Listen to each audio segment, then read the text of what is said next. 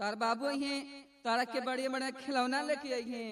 आरे गगरिया बिचवा आरे गहुआ का बलिया आई गगरिया बिचवा जानी मारा है बाला मुआ टंगरिया बिचवा जानी मारा है बाला ए टंगरिया बिचवा हो टंगरिया बिचवा हो टंगरिया बिचवा जानी मारा है बाला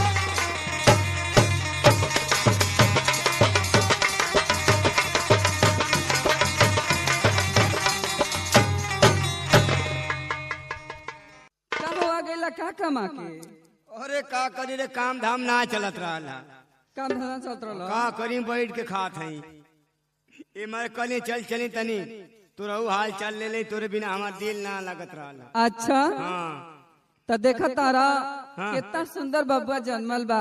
बबुआ हाँ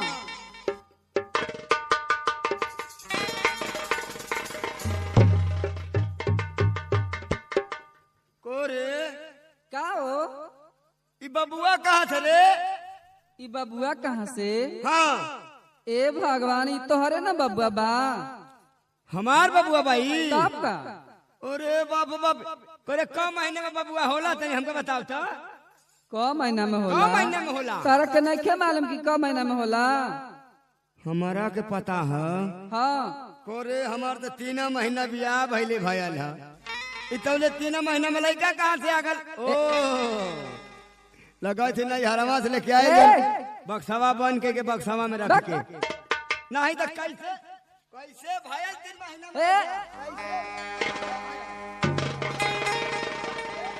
अरे बाप बाप अरे जान ले बा का हो? जान ले बा तू हमार जान ले है का ई तोहरे ना तोहरा के ना पड़ल बा?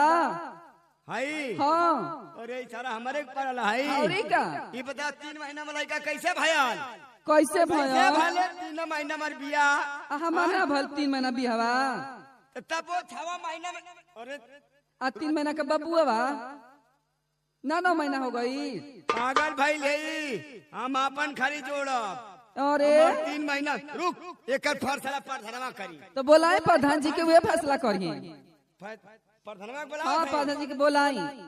ए प्रधानवा प्रधानवा अरे मर्दवा जिता देहली जाता ये बड़ा बेहिसाब रहा था। क्या बात है बतावा? अरे प्रधान जी नमस्कार। नमस्कार भाई नमस्कार। कब अइले हो? अरे प्रधान जी खुश रहो। हाँ हाँ तनी हरा साथे हरा मारी की तोर का बात है? काय में अरवे भाई मारत हवे? आय काय मारत है? का बात है? ई बता पर चुप अपन लोला बंद कर हमको कहे था प्रधान जी से मारमु अब ना का बात है बताओ गुरु हमसे बताओ फैसला कर दे। ए 3 इंच घिसरा जेबी अब्बा।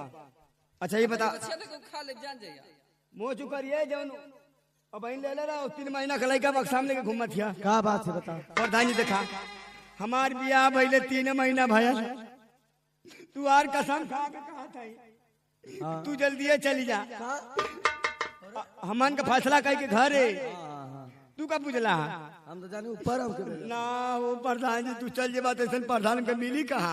का बात है बताओ? अच्छा ये बताओ प्रधान जी 3 महीना हमारे ब्याह भैल है और तबले कहते 3 महीना का लड़का वो लेके घूमत हिया। अब बताओ हम कई मुंह दिखावे लग रहा देखा तोरे काले का मतलब कि लड़का दूसरे का एकदम प्रधान जी तू सही एकदम सही पकड़ लेला ई लड़का लगत हमके नयारे में से लेके आई बक्सा में बन के का प्रधान जी देखी ना ई बबुआ के मुंह देखी ना करा के पड़ल बा कि ना पड़ल बा? ए प्रधान हां कहो तू चिन्ह बा प्रधान जी हमरा के जब से आइल बा खाली मारत न काय पियाई। मारत भाई काय मारत है?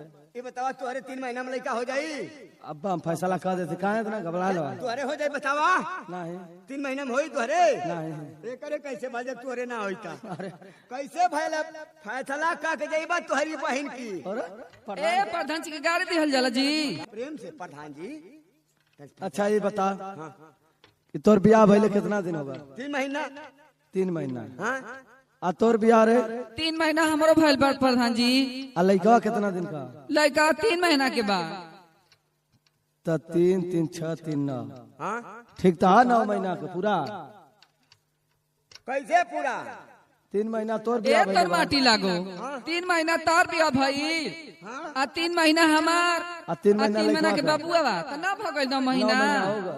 अरे प्रधान जी मर्दवा माहू पगलाइले रहली है सही है, सही गलत ना तो मैं यार सही है। शाबाश ई झूठे बेटा। के हमारा के मारत आई नहीं, हम कहते शाबाश हमार बेटा ए प्रधान बड़ा जल्दी फैसला कैला हाँ मिठाई उठाई लिया के मग साझे किया ऐसा गया। ना हाँ, कि हमान के 12-13 हजार रुपया दिया वादा दिवा दे भाई। माला हम लइका हमार लइका कौने लेटरिन में जाई कुल्ला करे आ सुन हाँ देख ए इस प्रधान जी सरकार में हाँ मोदी जोगी की सरकार में इस समय बहुत तेजी से फार्म भरा था हाँ हाँ हाँ आवास खातिर आ पक्का की आवास आ जाई तो गांव में भी रहते जना दिए सबके कि बलाके पर जाके आ सब फार्म भरवा लिया पर कहाँ बलाके पर कि विकासे पर अरे देखो विकास ए प्रधान जी एकरा के समझा दे कि अब से हमरा किना ना मारी ठीक है तब हम जाए ना हम मरियो रे मत बात अच्छा ठीक है अच्छा ठीक है ए बाबू छूट गया जना दिए जरूर से हाँ ओके हम जना दे फार्म भरा था फार्म भरा था